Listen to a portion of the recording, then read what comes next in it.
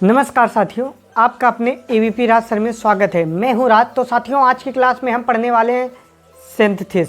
Synthesis बहुत important topic है।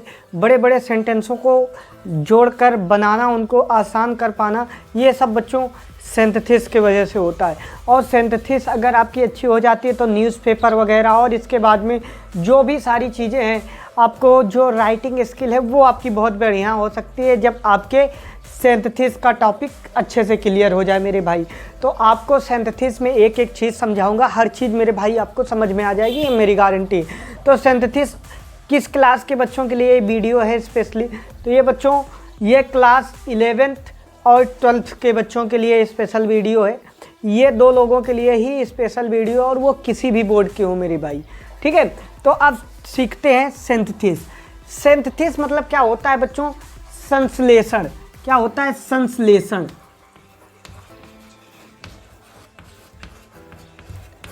Synthesis का मतलब होता है मेरे भाई संश्लेषण। ऑफ माने का सेंटेंस मतलब वाक्य का, वाक्य के संश्लेषण या वाक्य का संश्लेषण, आप ऐसा कह सकते हैं, ठीक है। अब देखिए, वाक्य जो सेंटेंस का संश्लेषण है वो कितने प्रकार से हो सकता है। Formation of simple sentence. Formation मतलब होता है बच्चों रचना, ऑफ माने की, सिंपल मतलब साधारण, सेंटेंस मतलब वाक्यों की। सिंपल, एक तो सिंपल वाक्य होते हैं, मतलब वाक्य जो जैसे आपको बनाना है सिंपल वाक्य। Formation of compound, compound sentence. Compound sentence मिला तो बनता है संयुक्त वाक्य। संयुक्त वाक्य, संयुक्त वाक्य की रचना देखना है। फिर आपको पढ़ना है फॉर्मेशन ऑफ कॉम्प्लेक्स सेंटेंस, मतलब मिश्रित जो वाक्य हैं उनकी रचना पढ़ना है, ठीक है बच्चों। तो ये सारी चीज़ें आपको पढ़नी है इसमें, और इस वीडियो में मैं आपको सारी चीज़ें बताऊंगा, ठीक है। बेसिक डिटेल सबका बता दूंगा। तो देखिए बच्चों, सबसे पहले सिंपल सेंटेंस होता क्या है? सिंपल सेंटेंस, सामान्य वाक्य क्या होता है? A simple sentence is a sentence. एक सिंपल सेंटेंस साधारण वाक्य जो होता है, दैट कंसिस्ट ऑफ, कंसिस्ट मतलब लेता है, कंसिस्ट माने लेता है बच्चों, consist of just one independent clause. एक अनडिपेंडेंट मतलब जो किसी पर निर्भर ना हो, स्वतंत्र क्लॉज। और अ सिंपल सेंटेंस, एक सिंपल वाक्य हैज़ नो डिपेंडेंट क्लॉज। जो सिंपल सेंटेंस होता है उसमें एक इंडिपेंडेंट क्लॉज होता है, मतलब स्वतंत्र होता है, वो अपने आप में स्वतंत्र होता है। और इसमें कोई इंडिपेंडेंट क्लॉज नहीं होता, मतलब अस्वतंत्र क्लॉज। समझे मेरे भाई? तो साथियों, अब देखने वाले हम लोग क्लॉज। क्लॉज क्या होता है? क्लॉज को भाई बोलते हैं उपवाक्य। उपवाक्य क्लॉज होता है भाई उपवाक्य। अब होता क्या है क्लॉज, ये समझते हैं। Clause a group of words, शब्दों का समूह, दैट माने जिसमें, इंक्लूडेड मतलब उपस्थित होते हैं, अ सब्जेक्ट एक कर्ता, एंड अ वर्ब एक क्रिया। अ क्लॉज इज यूजुअली, प्रायः, only part of a sentence. कहने का भाई मेरे मतलब है कि ये जो क्लॉज है, उपवाक्य है, वो उसमें एक सब्जेक्ट और एक का वर्ब का होना बहुत ज़रूरी है। इसके बाद में क्या कहते हैं, अगर वो ये है, एक सब्जेक्ट है उसमें वर्ब है, तो वो क्लॉज होगा, ठीक है। और क्लॉज फिर आगे देखते हैं, क्लॉज क्या कहता है, वो प्रायः एक सेंटेंस का ही भाग होता है, उसमें वो एक सेंटेंस है, वो मतलब क्लॉज है, ठीक है। अब क्लॉज कितने टाइप के होते हैं? Clause are mainly of two type. Clause मुख्यतः दो प्रकार के होते हैं मेरे भाई। कौन कौन? नंबर एक, independent clause. Independent clause,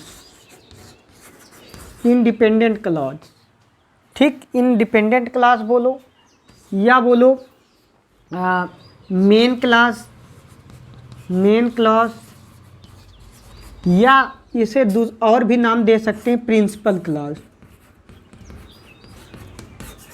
principal clause. तो बहुत जगह बच्चों क्या होता है कि बच्चे समझ नहीं पाते कि ये क्या है, मेन क्लास, प्रिंसिपल क्लास, इसमें बहुत दिक्कत होती है। तो आप समझिए, इसी को ही मेन क्लास, प्रिंसिपल क्लास सब एक ही को बोला जाता है। इंडिपेंडेंट क्लास मतलब मेन क्लास, प्रिंसिपल क्लास तो कुछ भी बोल दो, चाहे मेन क्लास बोल दो, चाहे प्रिंसिपल क्लास बोल दो, चाहे इंडिपेंडेंट क्लास बोल दो, ठीक है। अब देखिए अगला आता है dependent class.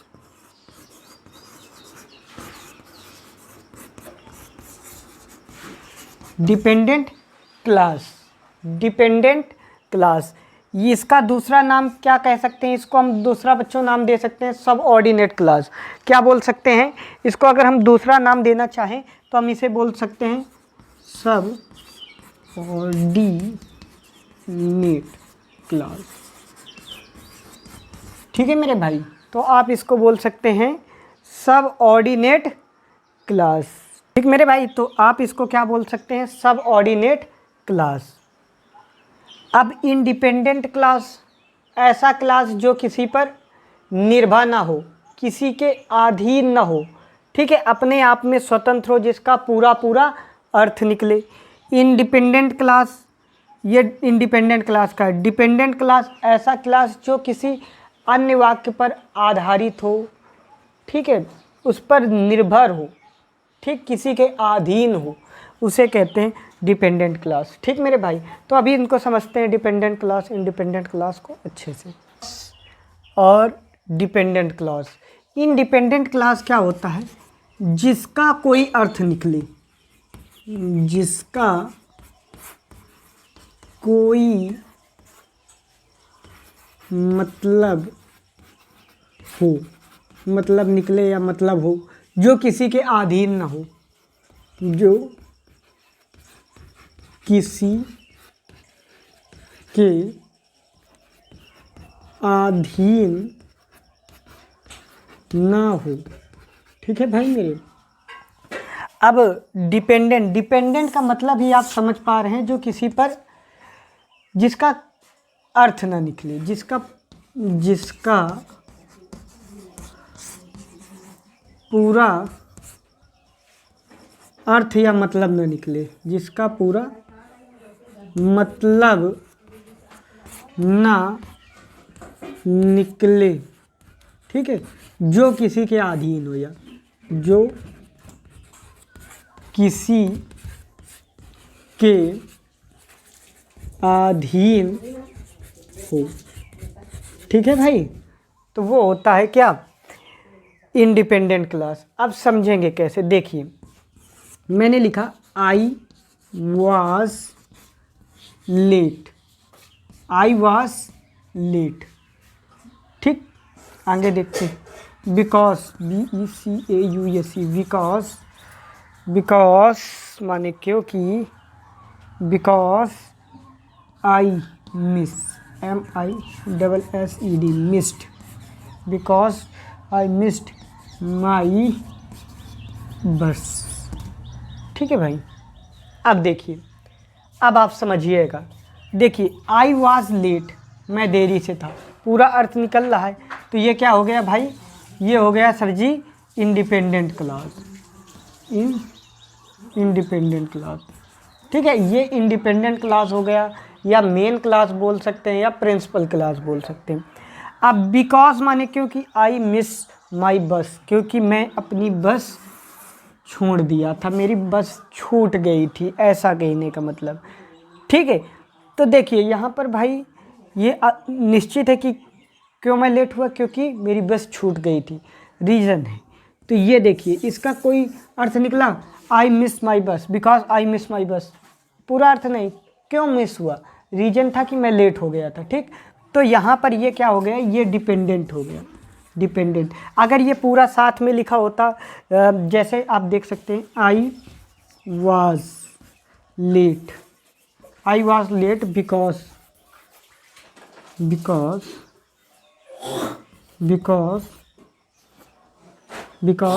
I missed my bus, ठीक है। तो आप अब इसमें देखिएगा, इसमें देखिए आई, इतना जो ये वाला है ये इंडिपेंडेंट क्लॉज हो गया, ये वाला जो विकास के इधर से है वो क्या हो गया, डिपेंडेंट क्लॉज हो गया। तो ये आपको समझ में आया होगा। तो अगर समझ में आया है तो वीडियो को प्लीज़ लाइक करिएगा, दोस्तों के साथ शेयर करिएगा। जय हिंद फ्रेंड्स।